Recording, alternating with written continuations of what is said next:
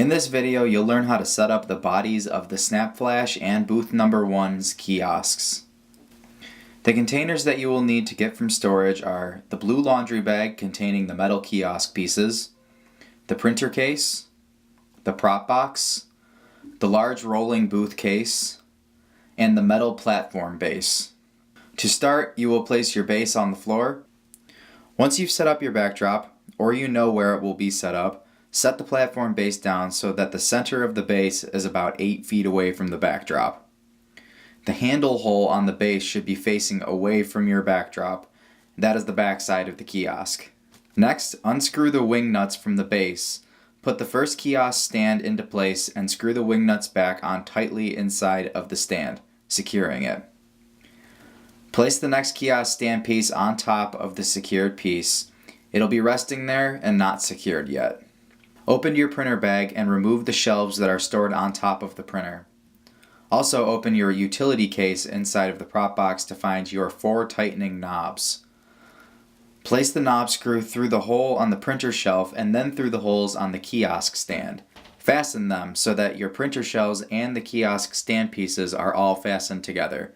Repeat this on the other side. Open the front pouches on the printer bag to find the connecting shelf arms and put them in place connecting the 2 printer shelves. Remove the printer from the printer bag and place it on the shelf. Make sure that you have access to the plugs on the back side for when you're finishing your setup. Next, you'll place the metal piece that looks like football uprights on top of the frame, which holds up the photo booth kiosk. Fasten it with the remaining tightening knobs. The Snapflash booth and booth number 1's bodies are identical aside for one small distinction, which is found on this goalpost stand. On the Snapflash booth, you'll find a small linch pin on the side. Similarly to the hoop booth, this pin is used to control the tilt of the kiosk during the event. Booth number 1 does not have this feature. If you're standing in front of the machine looking at it, make sure that the linch pin is on the right side before placing the kiosk into place.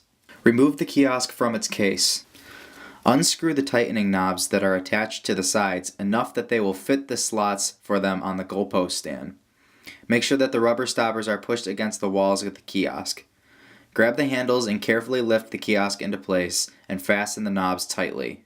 Next, remove the small white cylinder-shaped stem from the utility case, where you found your fastening knobs. This is the stem for your flash, screwed into place on top of the kiosk. Get your flash out of the printer case and fasten it to the stem. Find the webcam and attach it to the Velcro on top of the kiosk. Attendants sometimes keep it in different spots, but the webcam is usually located inside of the kiosk, in the utility case, with the flash inside of the printer bag, or in a pouch inside of the printer bag. Also, webcams are only used for the hoop booth and Snapflash booths because booth number 1 uses the regular camera inside for that feature. Open up the back of the kiosk with a coin or a flathead screwdriver.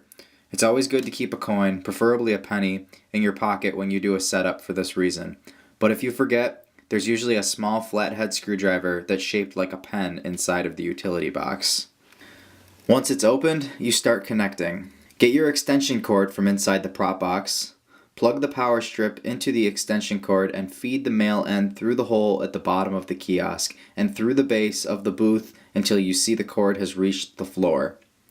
Pull it out from the bottom of the base and continue to feed the cord all the way through. Plug in the camera sync cord and the power cord for the flash. The power cord looks identical to the one that the printer uses, and it's secured next to the camera inside of the kiosk. The camera sync cord looks more like a headphone jack, and it's coming from a plug above the lens of the camera. You can also plug your webcam's USB to an open USB port on the computer. You can feed these cords through the hole on top of the kiosk. Remove the USB cable and power cord from the pouches on the printer case. Plug the power cord into the power strip and the USB cord into the computer.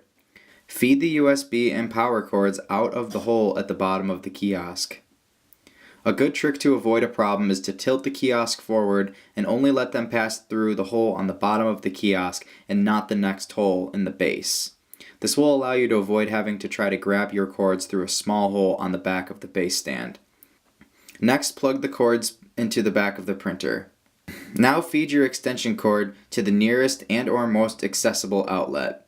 Make sure that your printer and flash are switched to on, which is the line symbol, and the O symbol is the off symbol. Flip the switch on your power cord and press the power button on the computer to power up the device.